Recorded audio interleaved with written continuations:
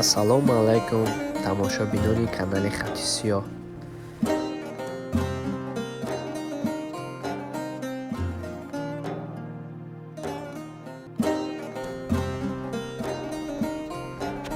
ассалому алайкум бародарон. имрӯз як ҳикояи аҷибе ба шумо мегӯям. пешгузаштагони одил ки таърихшиносони бузург буданд дар бораи Аҳмади Мискӣ нақл карданд. ӯ яке аз олимони асри сеюм буд ва дар Басра истиқомат мекард. гуфт ки аз ҷиҳати назариявӣ маро озмуда буданд, ки дар он вақт аз ҷиҳати камбизоатӣ мушкилӣ доштем ва ҳатто чизе барои хӯрдан надоштем. ман зану фарзанд доштам. мо чунон гурусна будем ки аз гуруснагӣ қариб ба ҳалокат расем. ман тасмим гирифтам ки хонаро фурӯшам ва аз ин рӯ барои пайдо кардани харидор баромадам. дар роҳ бо Абу Наср дар бораи нияти фурӯхтанаш бо ӯ суҳбат кардам ва дар ҷавоб ӯ ба ман 2 кулча, ки дар байнаш ҳалво буд, дод ва гуфт ки онҳоро ба хонаводаат бибар.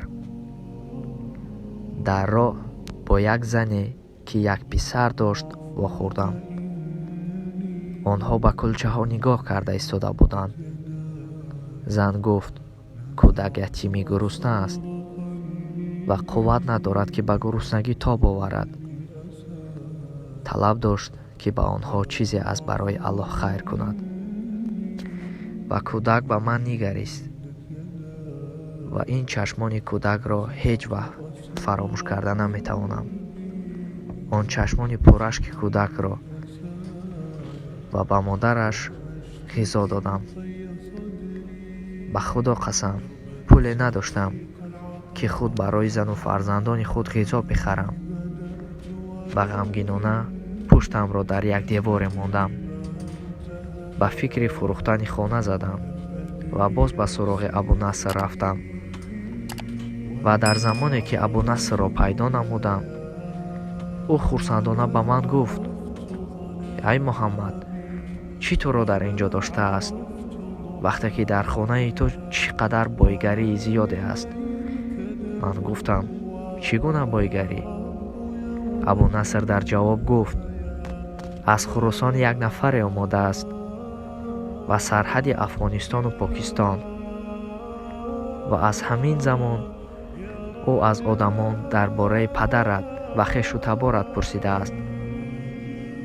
вақте ки хонаи туро ёфтааст, бисёр борҳои қиматбаҳову тилло ба хонаводаи ту додааст.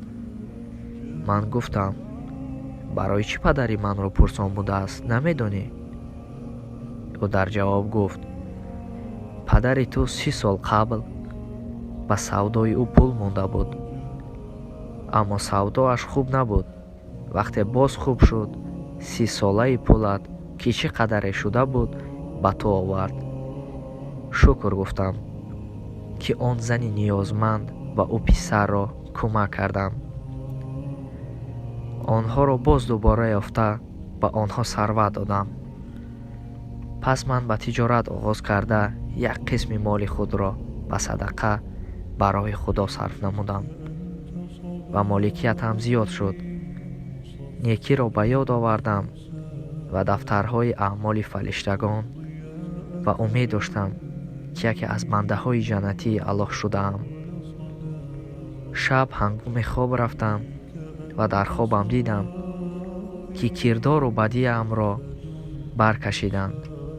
амалҳои хуб дар як коса ва амалҳои бад дар як косаи дигар. аввал амалҳои бадамро дар як коса гузоштанд. косаи амали бадиам поён рафт ва баъдан якто амалҳои хубамро гузоштанд. аммо ҳеҷ косаи бадӣ ба боло намерафт. хубиҳоам қариб тамом шуд ва танҳо як хубиам монда буд. ман ба ваҷ уфтодам ки акнун ҷаннатро намебинам. пурсиданд ки хубиҳояш тамом? гуфтанд: ки танҳо якто мондааст. Гуфтанд илова кунед ва илова карданд. Дидам ки охирон хубиам 2 нон будааст. онҳоро дар тарозу илова карданд ва косаи бадиам ба боло рафт. фариштаҳо гуфтанд: аз барои Аллоҳ, ин банда наҷот ёфтааст. ҳамин қадар хубиҳое ки ин қадр пул сарф кардам ҳеҷ будааст. танҳо он хобие ки ба он зан нон додам ва онҳоро дар ҳангоми сахтӣ кӯмак кардам, он маро аз оташи дӯзах халос намуд. биёед бародарон, бо дили соф, бо дили пок ба бечорагон кӯмак кунем, ба ниёзмандон.